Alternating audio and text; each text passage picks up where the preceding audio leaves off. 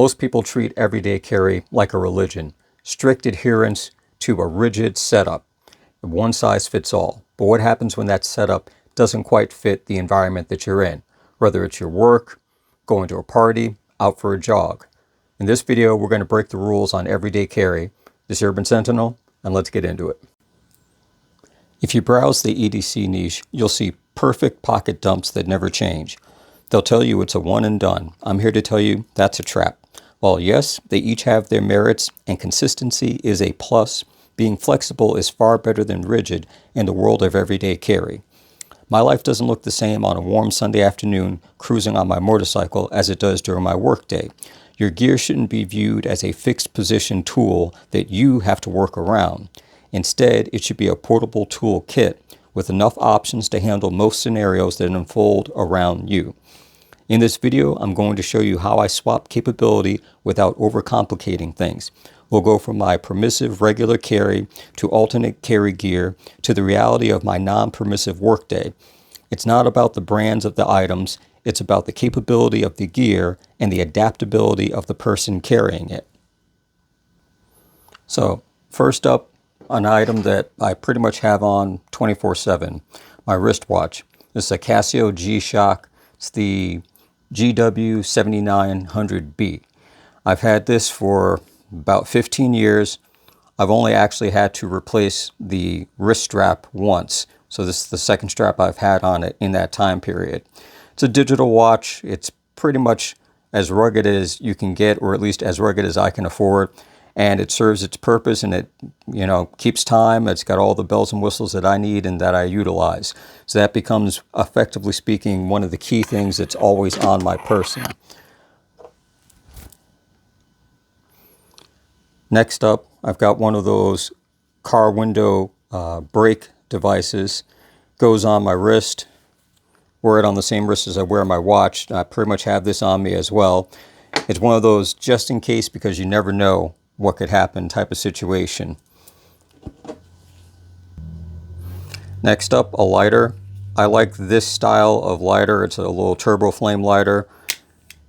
Pretty much, I'm not a smoker, but using the flame on anything from heating up your vehicle keys so that way you can get your doors unlocked to anything else you may need a lighter for. Always good to have at least that on you. A small little folding knife. This one I got from a buddy of mine. It's got a small glass brick at the top. Has a clip right here. I slip it into my pocket, so it's actually in my front pocket. Opens up pretty easy, closes back up again. Very light, very slim, very chic. Money, money, money, money. I carry this RFID slimline wallet. Pretty much it forces me to only keep the necessary cards that I actually need and use on a regular basis. I used to have one of those trifold wallets that were, about 4 inches thick and 4 inches wide, and it was a real pain in the butt, no pun intended, lugging that thing around. This I front pocket carry, and everything that I have on it, a couple of dollar bills and all my cards, that's everything that I need there. Now this I consider effectively my everyday carry pouch. It's got a couple things on here, and I'm just going to undo this real quick and show you. This elastic actually came off of a water bottle that I have. So starting right here, I've got a tourniquet. Then inside this pouch, I've got a small flashlight. Oh, it's got some grip. There we go.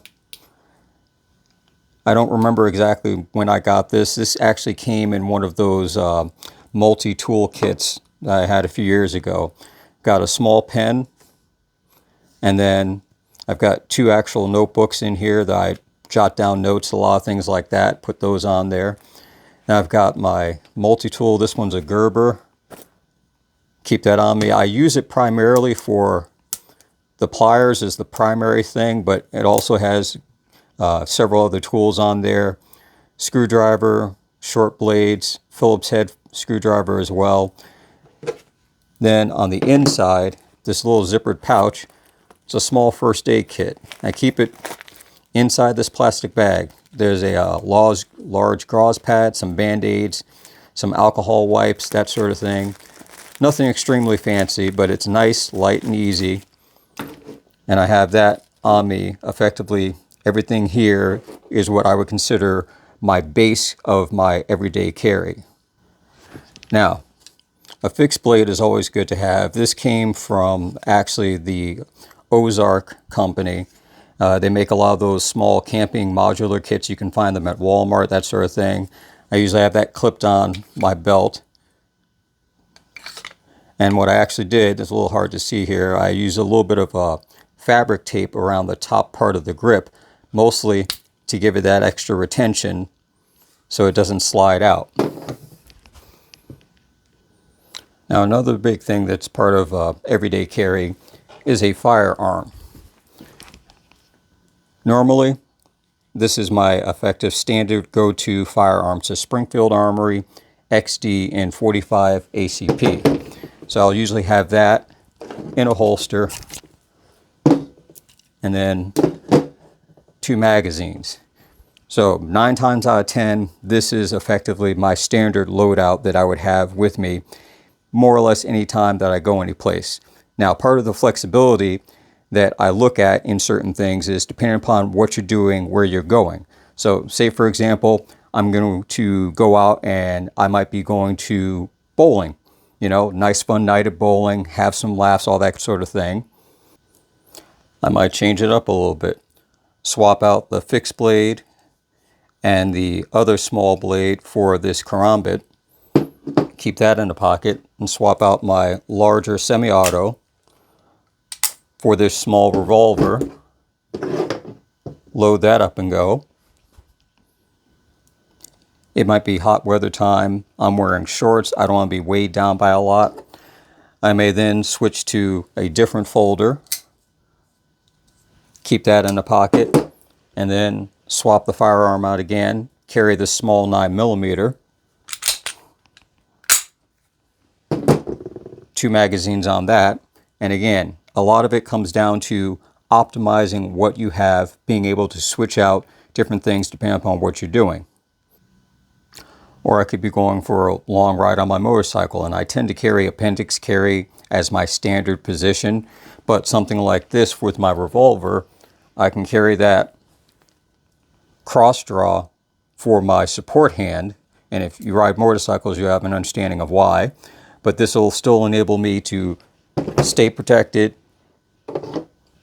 and still have options. Switching up the folder, it's a little bit of a larger blade, a little bit heavier, and carry the extra ammunition that I need with me. Now, in a non-permissive environment, and I will state and speak only upon my personal experience and where I work, everything that you just saw is off the table, figuratively and literally. This becomes what I carry. And this is the only thing that I'm going to put in this video, just on the off chance someone in my organization sees this video. I don't need to be questioned later on when I get into work. So I'm reduced to just these items, whereas the other setups, I had multiple knives, different firearms, that sort of thing. And this also is something that you have to think about, where you might be going to a place that is restricted in what they allow you to bring in. Let's say you're going to, well, start off the top, any federal building, state building usually has weapon prohibitions. You might be going to certain venues, you know, movie theaters, places like that that actually have metal detectors and they have security to check for things. You go to certain private companies, they also have things where they inspect bags and sort of thing like that. Now, in this case, specifically speaking, this multi-tool is usually okay. Most places don't view it as a threat or dangerous weapon. Even though it does have a blade on there, it's usually not considered something that is prohibited. At the minimum, they might tell you you have to leave that in your vehicle, or they'll give you a little ticket and say when you come back out, you can pick it up and on your way, versus several of the other knives and obviously the firearms.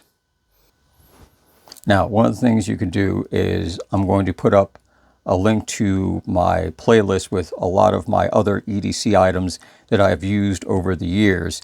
And it'll give you an idea that I've always tried to find that kind of sweet spot for certain types of carry. And I've found that in some cases I can use 2 or 3 of the same common items throughout all of my different carry and all the different situations. Like I mentioned, it could be cold weather outside where you're bundled up and layered. It could be hot weather, you're in a t-shirt and shorts. You might be doing physical activity where you're moving around a lot. You might be sitting still in a chair or something, or riding on your motorcycle, whatever it is. You want your carry to be functional, but you also want it to be comfortable, because if it's not comfortable, then you're not going to carry it. And also too, if you are too fixed on what you carry with you at all times, that limits sometimes what you can do with that. So it's one of those things where you find that perfect balance between what you absolutely know you will need versus what you may need. And I hear things all the time, and I've read comments on different videos all the time that, well, if you don't use it at any point during the day, then you really don't need to carry it. I carry a firearm. Have not had to shoot anybody once, but I carry it on me. Same thing with the first aid kit. At the most I've gotten is a couple paper cuts, and that's it. But I have the tourniquet, and I have all the other stuff that I need just in case something gets really bad. So it's not necessarily you must use the everyday carry items every single day for it to be everyday carry. It's a matter of having the things that are most likely going to benefit you in a reasonable scenario. There are some things that you just can't plan for, and there are going to be some cases where you're going to end up lugging around a luggage full of different types of gear. Got to have the gas mask on you, got to have the bulletproof vest on you, got to have, the extra 72 hours worth of food and water, got to have all this other stuff, and you're just dragging around a backpack full of stuff that, again, you might not even use any of it during that one day. So hit the like button, check out the video at the end of this, and that's all I got for you now, and I'll catch you in the next one.